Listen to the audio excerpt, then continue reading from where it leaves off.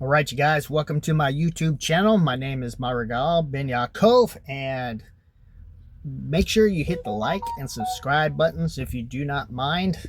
I am wanting to grow this channel some more so I can get away from my stone carvings because that's what I do for a living. Anyway, I can focus more on this and teaching people biblical knowledge and truth, things that are not written, but it is about our culture. Got to keep in mind that the Tanakh, or the Jewish scriptures, or the quote-unquote Old Testament, speaks of our culture. Our culture is not founded upon the book. Rather, the book speaks of our culture. Now, I just got done. This guy named Judah, I Am King, wrote me again, made a video. I'll be point blank. He literally didn't seem to listen what I even said in the video, first video. I mean, like, went over his head and did not grasp what was even being said. And he seems to be very, extremely naive about other things as well. And when I heard like two other things, I'm like, it just threw me off. I just went, I was like, really? You actually went there? So I'm at the point of, why do I even talk to this guy? Because he's that naive, and I'll be point blank ignorant. Very, I should say. Okay, and I'll get into that. Maybe I should get into it right now. I did a screenshot of the transcript of what he's saying. I don't have it here. I'll put it on the screen. But I have like all these notes through the 14 grueling minutes I had to endure to listen to it. But see where it's at. Maybe it's on this one. He goes something. I'm paraphrasing on my notes. I'll put it on the screen, maybe, if I want to go through all the heavy homework of inserting the quotes on the screen. But he basically said, do you believe in planets? No one has ever seen planets before. Then he says it's all basically hogwash. Those people that claim, they got a telescope and they saw a planet or this and that. And he goes, planets do not exist. And so the moment he said that, I'm like, okay, I'm literally talking to somebody who has like no clue whatsoever of reality. And why do I even bother talking to such people? Let me tell you this. To the naked eye, right here, the naked eye, from ancient times to now, if you go outside, if you take the time to go outside at night, every single night, not just one night, you will not know any difference whatsoever. If you just go out one night, I can't see nothing. If you go out every single night, you will see that the stars are fixed. They don't change. Their position, that is totally the same, regardless of, now it might be like if the Big Dipper is here, like in February at midnight, the Big Dipper is literally over you, okay? Then it in 1 month is there. Next month is there. Next month is there. Next month is down there. So, time midnight comes around, or when midnight comes around, it's like it takes longer to get to the overhead position. Okay? Meaning 1 month, like in February, it's at directly above you at midnight. The next month is further away, then further away, and further away, and further away. By October, right at sundown, soon after sunset, like whenever it gets dark, when you start able to see the stars, the Big Dipper is on the west side and is about to go down below the horizon. Okay? Where in February, it's directly above you at midnight. So the stars are fixed. They just revolve. revolve, or they go in their pattern, and it takes about 365 days to do a full complete circle. Okay? Now, regarding the planets, since ancient times to now, if you go outside every single day, every night, I mean, you'll see that these so-called stars, some of them are actually moving. They're not fixed. They move. Okay? They actually move. That's because they're not stars at all. They are planets. We have humans, or mankind has been knowing this from serious ancient times. That is why sundials, not sundials, that's for the sun, but this is why certain calendars were made with Venus in mind. Okay? Let me give you an example. If the bottom of the phone, or say, I don't know, let's do it this way. Will this help? Right there. If the steering wheel of my Mustang right here is the horizon, and the sun goes down right here, Mercury, on the right position of its orbit, Mercury will be right here because it's closest to the sun, and Venus will be right here. Okay? It cannot get higher than that because it's following the sun. So when the sun goes down, it's right there. And Venus, same thing. The sun goes down, it's right there. Okay? Now, on the lower part of the orbit, it's right there. Could be real close there. Then when it finally goes on the other side of the orbit, it'll be on the sunrise side. Okay? As far as telescopes go, I've done it myself. Had the telescope, put my eye through it, and I saw Saturn and its rings. It's a real deal.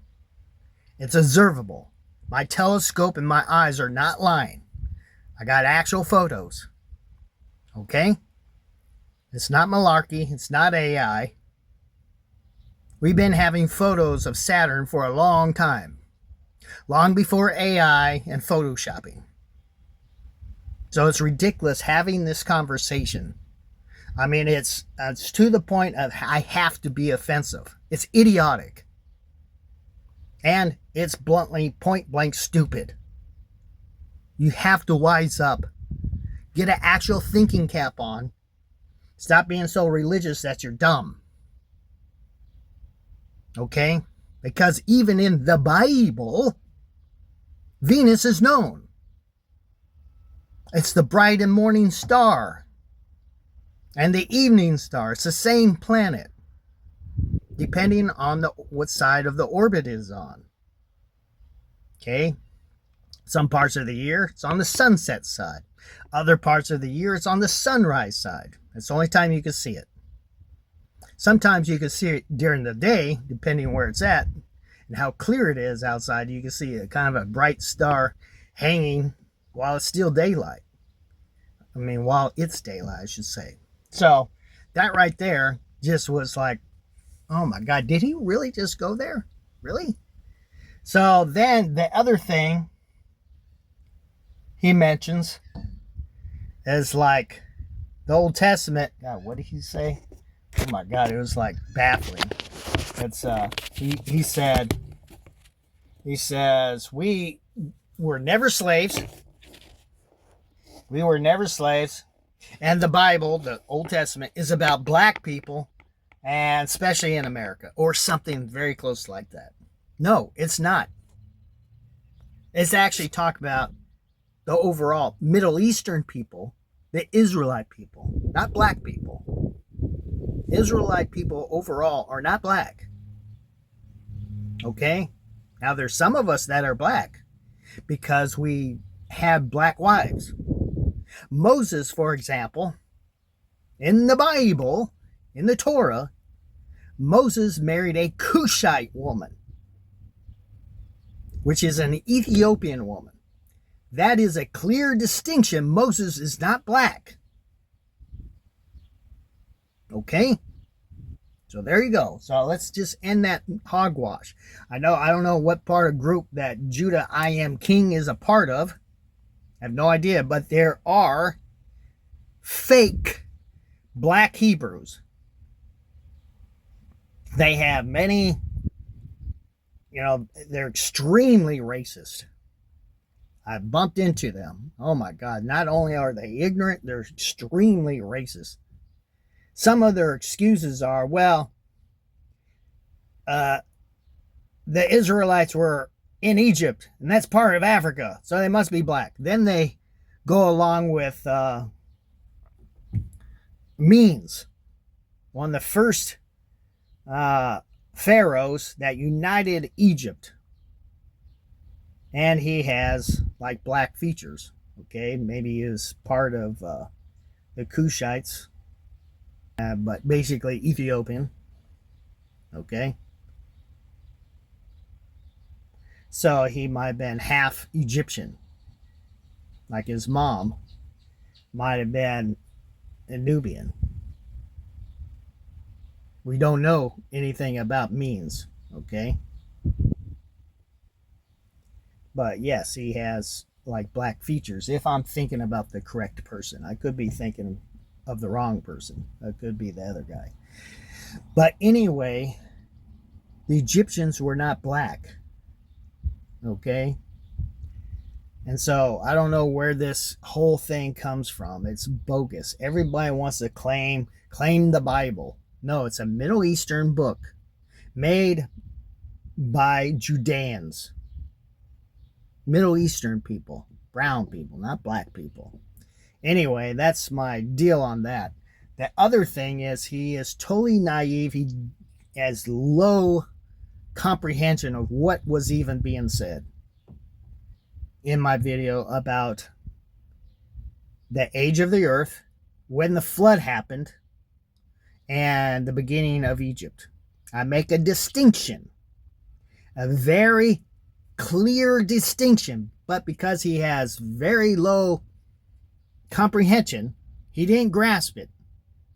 Okay, let's do it again. If you read Genesis all the way through, if you read Genesis all the way through, you come away with, this is without taking the numbers into effect.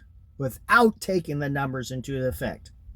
I'll get into like numbers and things like that. He doesn't believe time and all this nonsense. Okay? But nonetheless, if you do not take the numbers that the Bible itself gives you, ignore them, and then read Genesis all the way through, you will plainly see that the flood happens, correct? Kills everybody, wipes everybody out. That's correct. Then, out of the 3 children of Noah, and he had a big bone against that because I said 3 boys. Everybody knows that they were men when they had kids. I mean, it's stupid to even bring that up. I'm going to make it worse if I say 3 children. Oh, they weren't children. Noah's 3 kids, children, offspring, okay, boys, men, male childs. Through them, the table of nations was produced. From these 3 boys, men, came all mankind that we see today. That's what the Bible teaches. Okay, there was Adam and Eve. You had a few descendants all the way to Noah. Then the flood happened during the time of Noah and the 3 sons. And all mankind was wiped out except for the 8 on the ark. Very clear. Everybody gets that. If you actually read. Then you keep reading. There's the Tower of Babel. Blah, blah, blah. And then the nations were formed. Okay, from these 3 children of Noah. Noah didn't have any more kids after that. So it's very clear. The Egyptians came from this branch, like Ham. And the Israelites and the Hebrews, I should flip that around, the Hebrews and the Israelites came from Shem. Okay? The Hebrews came from the guy Ever. In the King James, you'll see Eber. E-B-E-R. Okay? This is where the Hebrews come from that guy. Then Abraham came from that lineage. So Abraham was a Hebrew. And Jacob, later called Israel, his children are called the Israelites. Israelites, us people, right here. Okay? So let's clear that up. Now, let's ignore all that, what I just said. Ignore that. Ignore all the straight through reading. Now let's just take the numbers that the Bible gives. Another thing I gotta say, he did not hear a single lick that what I said. What's his thing? He goes, God, what did he say? I'm paraphrasing. I'd have to quote it here. Not quote it, but I'd have to put it on the screen of his quote. But he literally thinks that I am taking my information off the internet. I'm not taking my information off the internet from other people. I gave very clearly that other people are doing the same thing as me, taking the Old Testament numbers and placing the flood at the dates they came up with. And in my notes on the video I gave you, I said it right here on the top, and I gave the picture of these other people. They put like, I can't even remember, like 2340 or something like that. BCE. That's when they came up with their date as far as the flood. I put on there, they are off. They're close, but they're off. Okay? My math, when you add the dates, the date of the flood is 2507 BCE. That's my dates. And I give the list, and I give a website, ancientjudaism.blogspot.com. Go to the third page over, and you'll see the heading, Age of the Earth. And there I break down all those numbers. I add all those numbers. And by using those numbers, the flood happened around 2508 BCE. Now, what he is not grasping, so I got to be clear again, because he has very poor comprehension. If you were to use those numbers, not the stories, not the Bible narratives, none of that, just the numbers, okay? Are we clear now?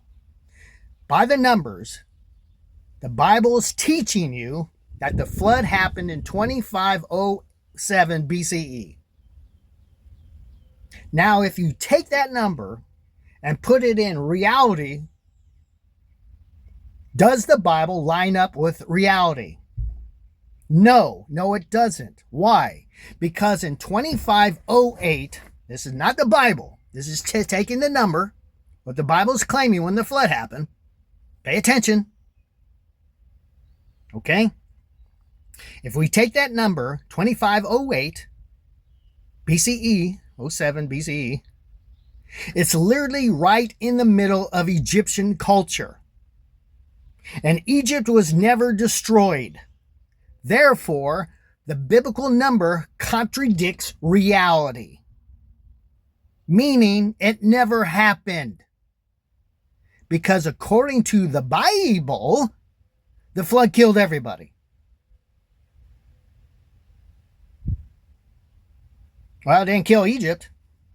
They're still around. If you were going to use the number 2507 BCE, Egypt would have been wiped out. We would have just found remains, and that was the end of society. And a new society would have just took over and try to see the hieroglyphics and what is this language? I don't know what this is.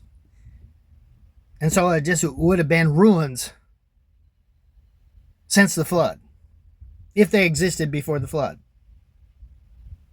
The flood didn't exist. That's why it's a problem. Okay, the numbers are off, the stories are off, everything is off. Okay? Everything is off. The Bible is false. 100% false on that. in every regard. The narratives is wrong and the numbers are wrong. Both are wrong. Okay? It's hooey and fooey. If you believe it, the people that believe in Noah's Ark story is dumb. This also tells you why Jesus is not God at the same time. Because Jesus says, as in the days of Noah, people were eating and drinking, then the flood wiped them out. Surprisingly, because they didn't know, because they were eating and drinking and carrying on. This tells you Jesus is not God for Christians who are watching.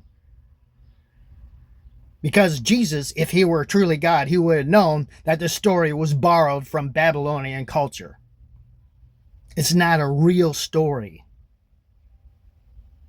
So that's my rant on that. The other thing is, he goes on, he goes, time doesn't exist and all this and that.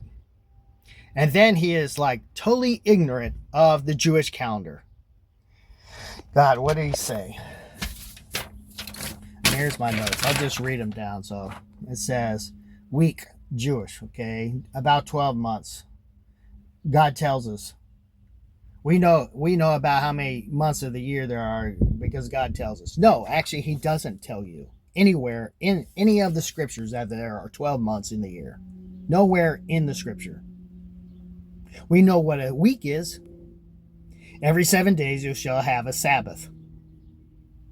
The week basically started with us. It was concreted by us. Okay? The Jewish calendar actually has 12 to 13 months.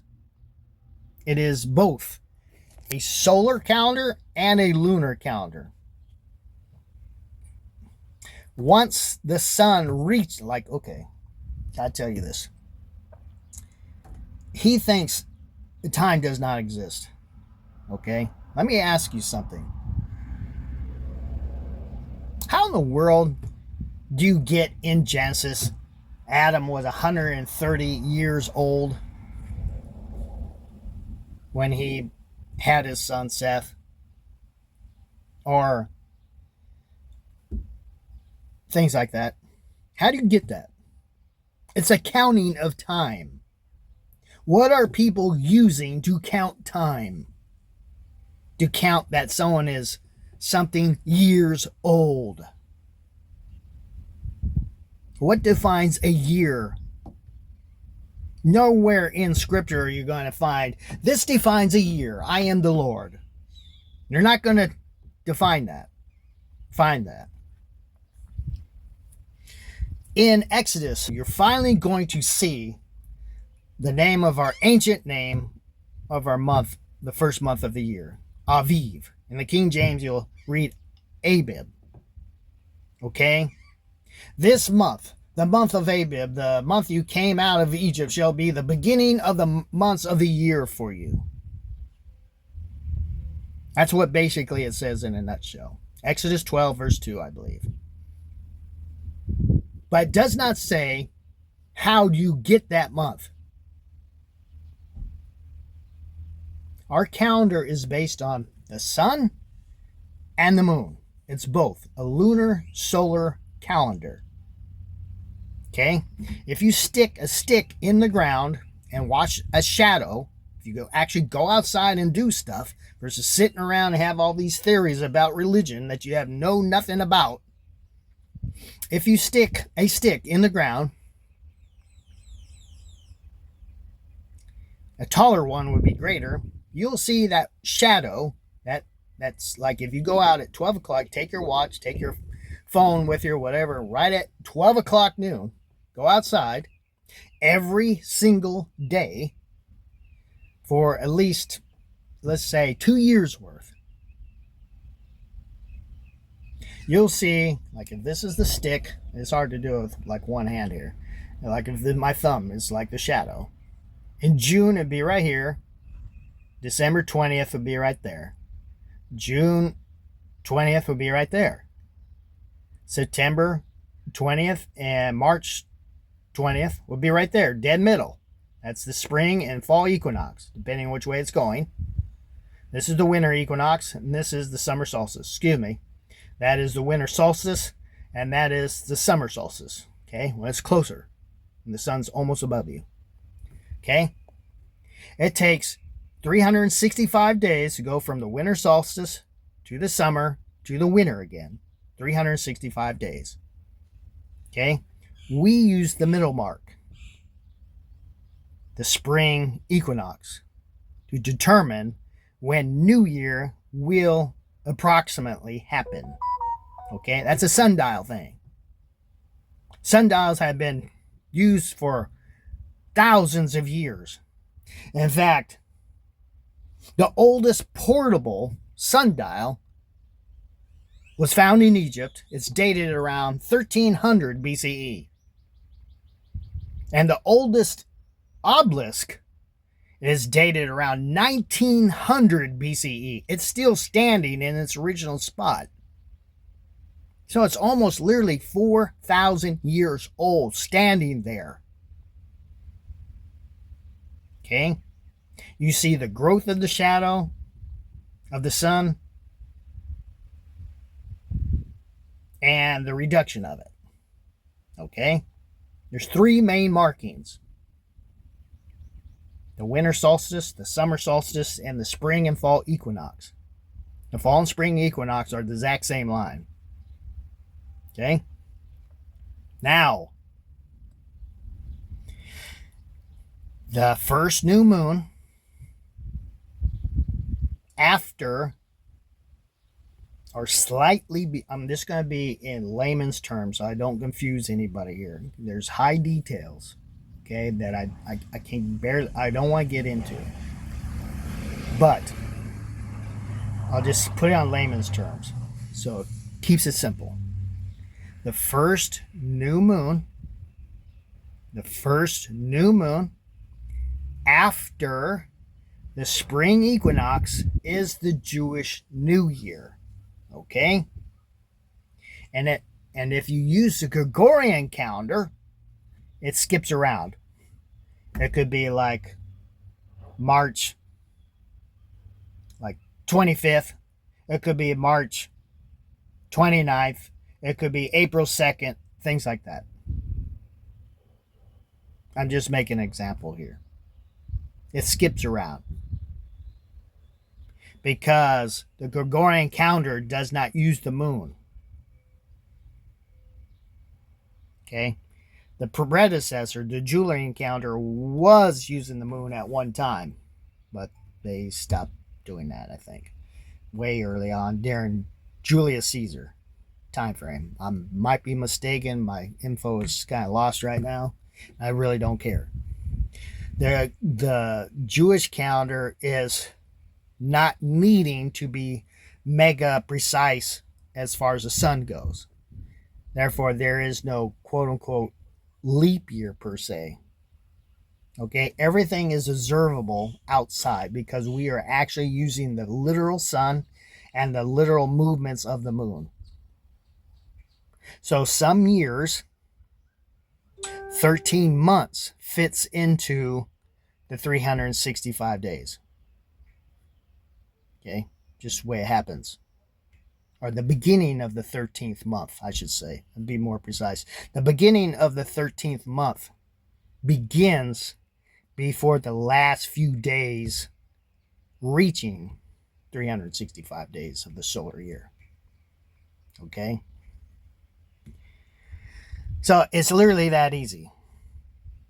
So, how did the people, to answer this question, when it says, and Adam was 130 years old when he became the father of Seth, how is it counting? It's counting from spring equinox to spring equinox to spring equinox to spring equinox. How many spring equinoxes have passed since you were born?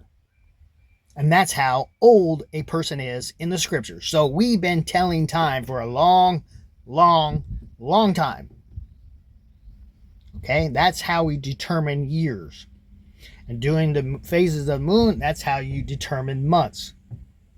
Okay, then you just count how many days from the new moon First day, second day, third day. So you can say, on the 14th day of Aviv is Passover. And this was given by quote unquote Moses. Okay, so we are telling time.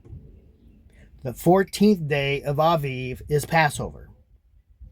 Now, because Jewish people went into Babylonian captivity, they discarded their ancient Hebraic calendar, the names, only the names.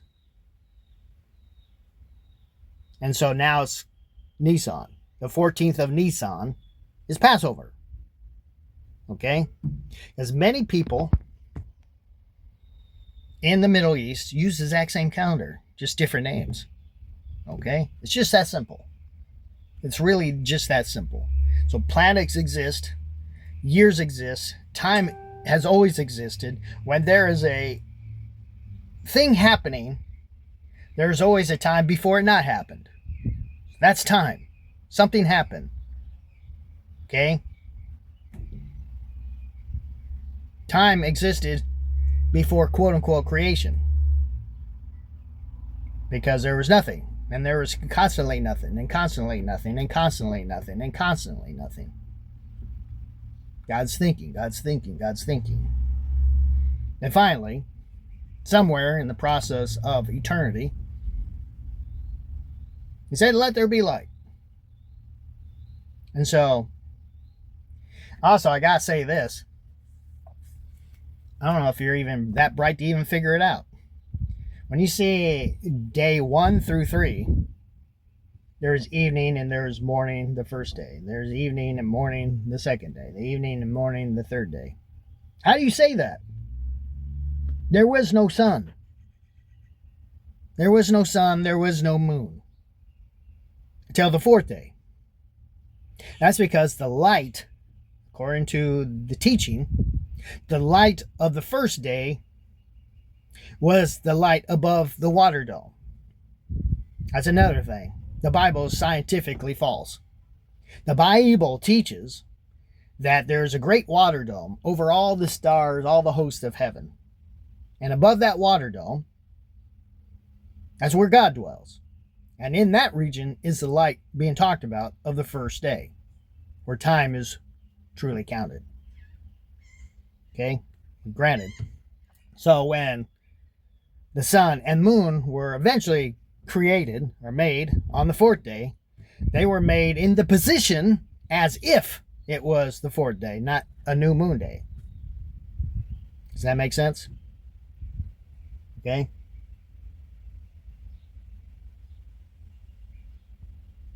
It's just that simple. That's the theology around it. But it's all fake. So, it's just fake. It's just religious talk, but it's fine. But that's what our scriptures teach. So, what else? So, yes. So, we talked about planets. He's false about that. He had low comprehension of what is even being talked about the contradiction of Noah and the flood. And what the Bible says, the narrative versus the numbers contradict each other. And the numbers contradict reality. That's it. Nothing more. What else? Talked about black people in the Bible. That was stupid. He asked the question, do you believe the Tanakh is fact or not? Depends where. It's just like Native American culture. They believe they came from the wolf, or they came from the frog, or they came from whatever type of hawk. No, that would be false. I wouldn't believe that if I was a Native American. But if you were to say Crazy Horse, a brother of ours, he fought against the American Army, the Union, yeah, that would be true. But the other stuff, no. It's just myth and legend. Okay, same with us. There's a lot of truth. But a lot of it is false. Okay? I mean, reality. Everybody has died. No one's ascended into heaven like Enoch and Elijah. That's all myth. No one has, Jesus was a Jew. Okay, he's a part of our culture. He never walked on water. That's false. He never raised from the dead. That's false. He's dead. It's all myth and legend. Okay? We have our own myth and legend. Okay? It's no big deal. You just got to know what's malarkey and what's not. And so, what else?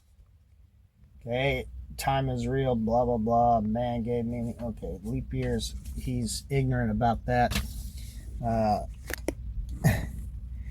The Gregorian calendar has a certain added day in February because they are using an actual paper.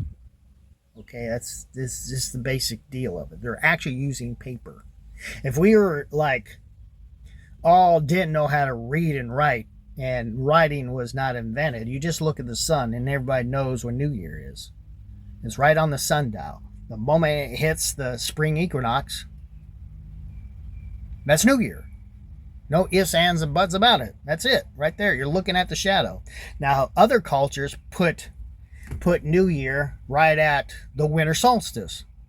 When the sun, like you see the shadow go this way, get longer, longer, longer, longer. Literally the next day, it flips the other way. They put that as New Year. That's fine. It makes it easier. It definitely makes it easier because you can watch it flip. There's no questions about it. Versus here in the middle, you know.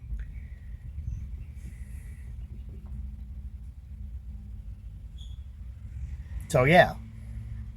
So, anyway, what else?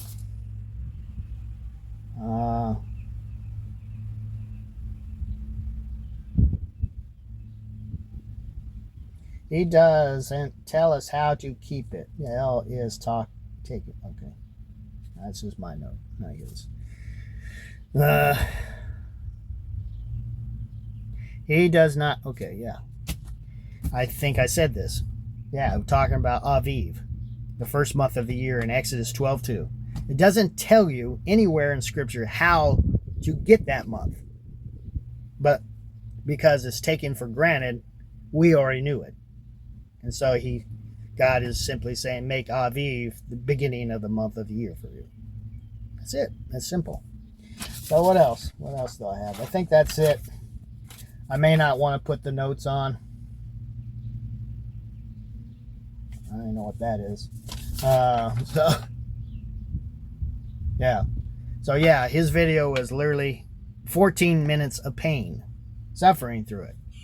So please educate yourself about our culture. You don't know our culture at all.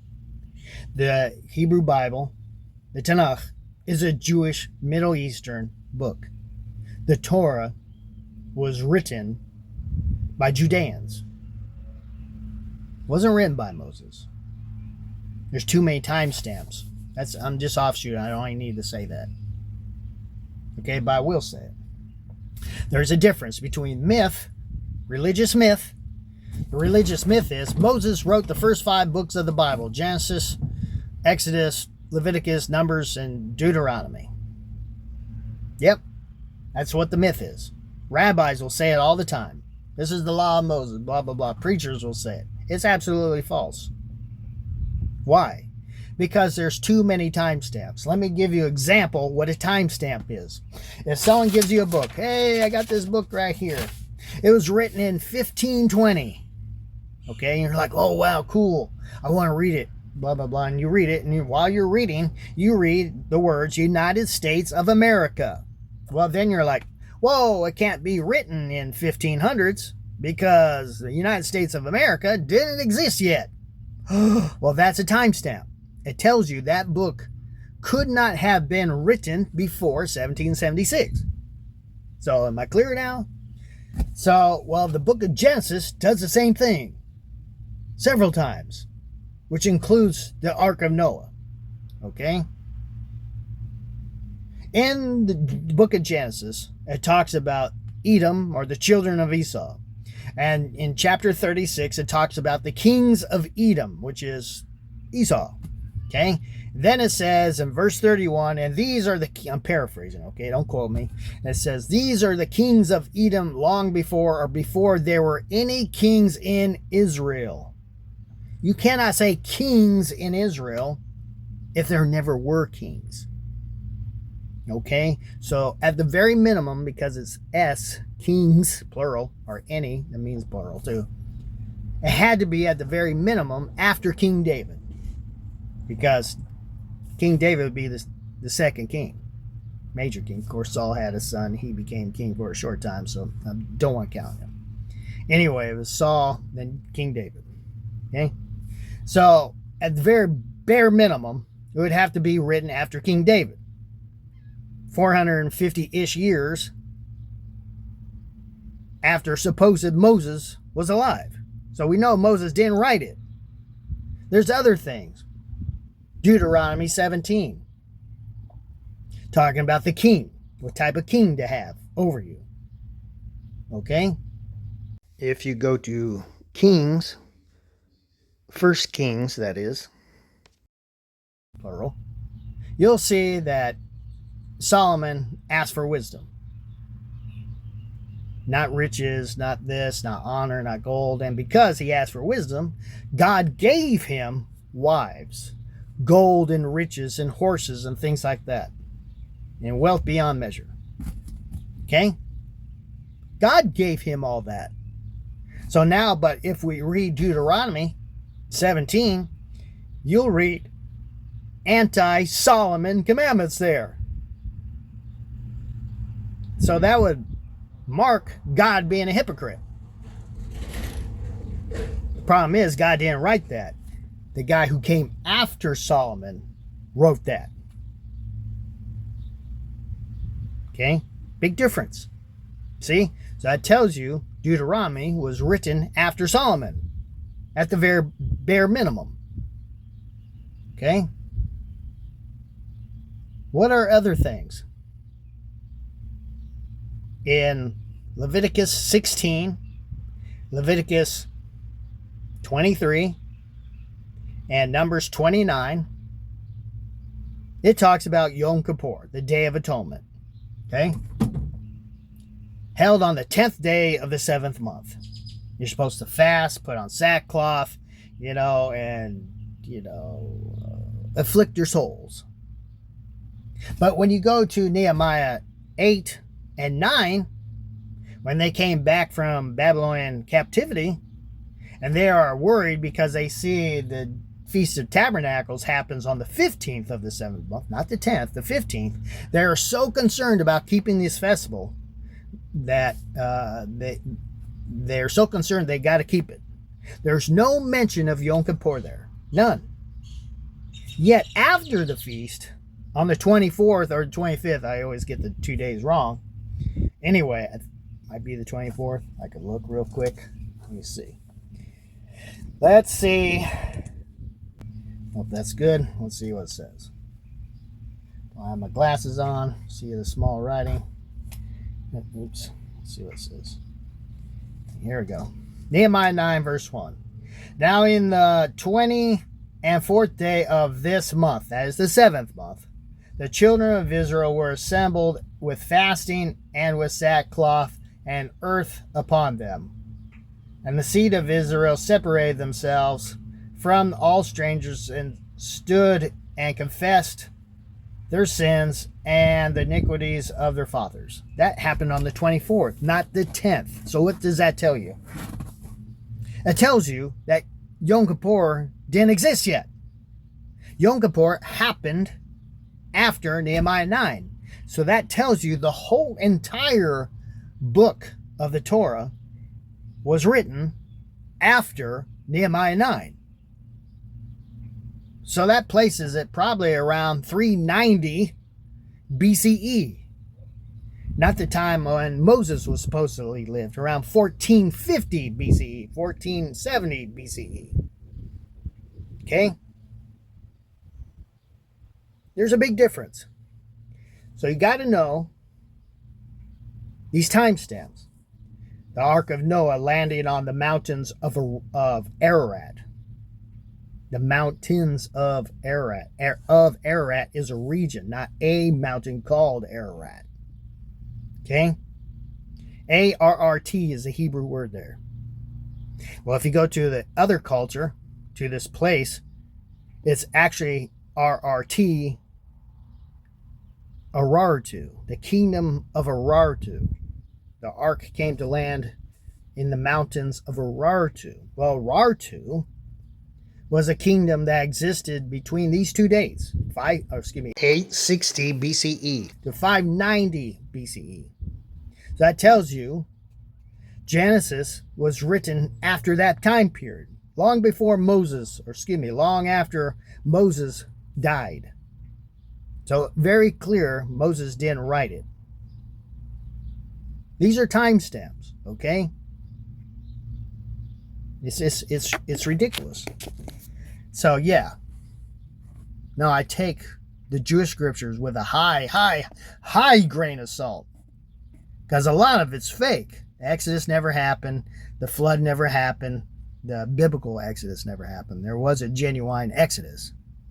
We were the Hyksos people that King Amose defeated and drove us into Canaan. We didn't wander in the desert for 40 years, as the Bible says. Okay? We were the Hyksos people. Our capital was Avares in the Nile Delta. We all wore colorful clothes, not just one person named Joseph. All of us. We were shepherds. And we got defeated finally. We were actually kings for about 100 years. Then King Amose, a pharaoh of Thebes or Memphis, I can't remember. Anyway, he was the south, closer to Ethiopia. He came up and defeated us and drove us to Canaan. That is the truth. That is the reality of who we are. Not the biblical narrative. Okay? I wish we would not modify our genuine history to give it some fake religious tone. Okay? Reality. Believe in reality. Okay? It's nice to have these books for reference or for learning or inspiration, but you better be warned what you're reading. Don't accept it as fact, all of it. Okay? That practically all of Genesis is fake. All 100% of it. So anyway, that back what I was saying, all of Genesis is fake. All of it. Now there might be places that are real in there. That's fine.